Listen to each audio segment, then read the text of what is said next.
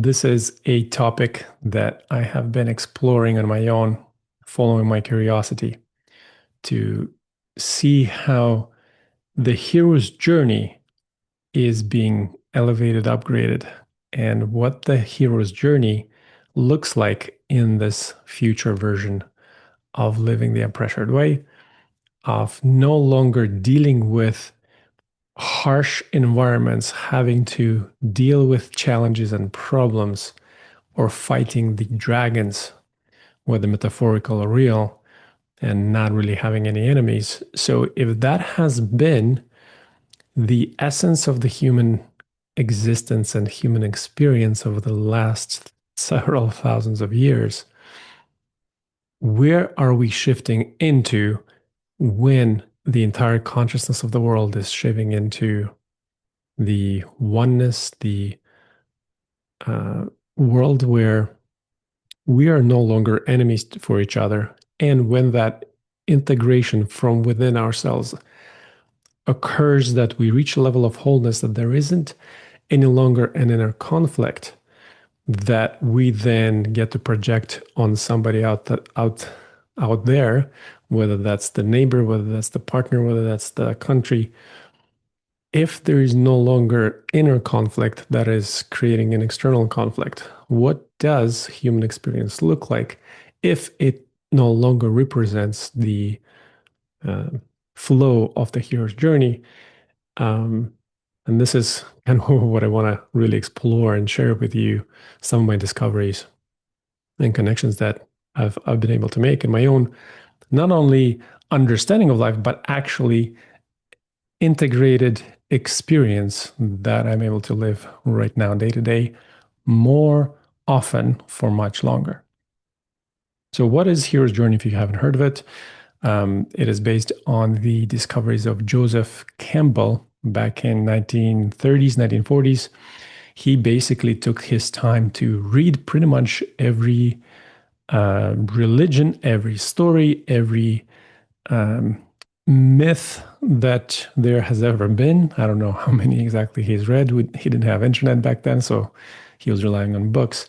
But what he uncovered after reading thousands of these stories and books is that there is an underlying structure to storytelling, to story making that he put as a description in his famous book, The Hero of a Thousand Faces, where he kind of goes into this premise that the entire point of the human experience is to make it fun. And the way it looks like is we are born into some kind of a uh, disprivileged or a situation that is lacking certain level of advancement. So we start already at a disadvantage, and as we go into it, a certain challenge occurs, which invites us into this interesting adventure. The reluctance of the person who has already been dealing with some of the discomforts to enter that challenge and basically go into um, an adventure through which there is an external arc of a challenge, of a risk, and then eventual triumph, and also that internal arc, the arc of becoming, where the entire point of the adventure is to grow, is to heal, is to become a new, strengthened, empowered person that who we really are. So this has been the premise not only of a wonderful structure of storytelling, which Star Wars followed basically to the T and has become what it has become now. But really, if you look at it, every single human that we have on the planet right now, they have been born into their own stories of a hero's journey, right? And this has been kind of the entire premise, that what if souls have been really entertaining themselves by creating these stories and choosing and deciding various movies to live that we then get to experience as our human selves. And at the same time, as we are entering this new way of human existence where we have way more abundance happening, where we have all these technological advances, where we're almost seeing the possibility of no longer hunger existing. Elon Musk is saying there's going to be a unilateral um, certain income level where it is just going to be, robots are doing stuff for us. And so we get to finally remember and become a little more human, where we can indulge more in our creative um, gifts rather than having to do stuff we may not necessarily want to be doing just to be able to provide and survive in our world. So if we're moving away from that, from the limitation, and we're moving into a form of existing that is just pure abundance, then what is happening with the hero's journey that has been so inherent and such a foundational aspect of human existence? And this is where what we are shifting into is really from needing challenges in order to step up to the plate, in order to grow through the hardship and reluctance and the suffering and the struggle in order to grow. We're actually shifting into what really we're calling play, soul play, where rather than needing the dangers of the world, rather than needing the dragons who would steal our princesses that then we need to go and fight, now that the consciousness is awakening to an understanding that in one way it's all singularity, there's only one consciousness, we're all just one aspect of the same whole, that there are no enemies. If there are no enemies, then who will play the role of the dragons that we then need to go and slay in order to grow and in order to have an experience, in order to have a fun and fulfilling story to play at? Well, the other metaphor here is really the games that we play, not only when we're bored, but really when you look at it, when people have pretty much all of their basic needs covered, what do we do on weekends? Well, we choose things to go out and play, right? We create games to play, whether that's the online games, whether that's the board games, whether that's the physical sports games.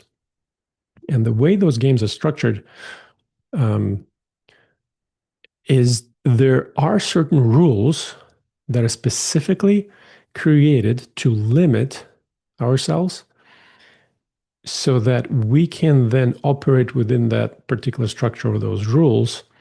And when we abide to those rules, now that the rules themselves, the limitation itself now creates the possibility of going through the emotions of risk, uncertainty, elation of winning something, or expecting a certain outcome and then possibly losing, like, the old game of snakes and ladders, where if the numbered cube goes into a certain number and then we hit in the snake and then we go back 50 points, the disappointment that comes with randomly hopping onto that particular area on the board, that creates that sensation of playing the game that makes it fun to play, rather than constantly knowing and seeing that we're playing the game just to win all of the time. Over time, that just becomes boring, right? So rather than having to rely on enemies and struggle and challenges and threatening risky situations that have been the core part of the hero's journey, we're actually entering the paradigm of pure soul play in the human form and the human existence. And an example is, right, the soccer FIFA tournament is happening,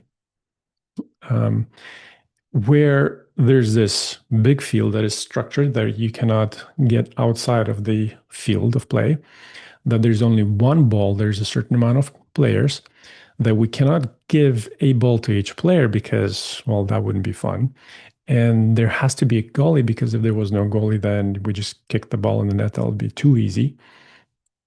right? And we get two teams. They're not enemies of each other, but we get to play a certain part where it is it makes the game fun to play, and really we need to emphasize and maybe expand and explore what makes these games actually fun, not only to play but actually to watch, right? And the reason we actually enjoy watching it is because there is that emotional part of watching the game, of the sense of uncertainty, of a sense of um, uh, sort of wanting one certain team to win and not the other.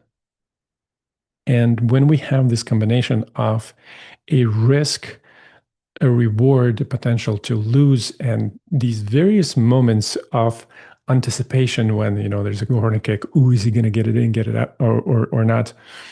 Or essentially, we are entering the world where we're still going to have the limitation, right? We're not saying that abundance is going to be or free for all, like eat however much food you want. But the previous level of limitation has been in the world of survival, where there's just perceivably wasn't enough, that we needed to acquire enough just to survive. And now we're going to look maybe even to the same level of limitation. Maybe externally it may look the same, but the way we're going to look at that limitation, we're simply going to see it as, hey, these are the rules of the game that we get to play, right?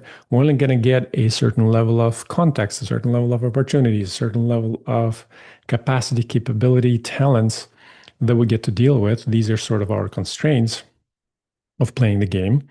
And there are going to be certain points already given to us when we start. And over time, we're going to be advancing. We're going to get some skills. We're going to get some more resources along the way. But we no longer struggle or suffer against the constraints of the limitation. We're simply going to actually see them as wonderful sets of rules that are actually creating the possibility of playing the game, making it possible to actually have fun doing something, that there's a particular goal that we're going to go towards, scoring the goal, making some money, finding some clients, finding a partner, maybe healing or shifting certain aspects about the way our bodies look and feel. And rather than struggling and suffering through the hero's journey just to survive or just to, get to the princess locked up in the tower behind the dragon, we are actually going to look at the game that, wow, these are the constraints that I have. They are there making the game fun. Rather than complaining about the constraints of limitation, we're actually going to look at them as rules to play within and the rules that we can now get to master. And in a way, get even more excited about learning how to play within the constraints. Because I don't know if you've ever played any computer games in God mode, like there's cheat codes, right? When you're just given unlimited resources, unlimited everything, basically, you can do whatever you want. You can't be damaged or killed. And in those types of modes of playing, yes, they could be fun for a little bit, but over time, because there is no challenge, there is no risk, there is no level of uncertainty that are actually necessary in order for us to have the enjoyment that really comes from the level of being surprised. Over time, playing the game on God mode, where there's just basically unlimited everything, that doesn't become fun over time. And instead, we're actually going to continue to have the perceived levels of limitation. So the soul, right, it lives possibly outside of time and space, and yet it is coming into human experience with a certain level of constriction of that abundance But then that sort of the abundance that the soul has at its disposal, it is creating the certain constraints in order to make the game fun. Hopefully, this is coming across quite clearly that we're no longer going to be living through the hero's journey of dealing with external and internal challenges, but it's going to be more like playing the game. And we're actually going to be enjoying playing the game. And this is what's going to be fun about it. And what's cool about it as well is that we're going to start creating and making up our own games that we would want to play. And the fun part here as well, in a hero's journey, right? There was a destination that we wanted to get to. We couldn't stop. That was kind of the entire point, to get through all of these challenges. This is what kept us moving. But in playing the game, yes, there is a certain goal scoring measurement that happens. But really, the point of the game, most of the time, is no longer the competition and beat the other person, but it is actually the collaboration. It's the playing together, and it is the process of the game and the play itself. Right? Kind of this is what allows the unpressured way of living, existing, running businesses, serving clients, as a reality, because it's still fun, but no longer from a place of scarcity, pain, or struggle. Imagine that your livelihood, your relationships, your health, your business is no longer needing to fight through the levels of limitation that you haven't been experiencing, but you actually get to see that whatever the constraints you might be dealing with right now, they are actually what make the game fun to play. I will leave you on this thought, and I'm really curious if it brings up any of the insights, any of the comments that you may have. I always look forward to receiving them, reading them, and have an amazing day.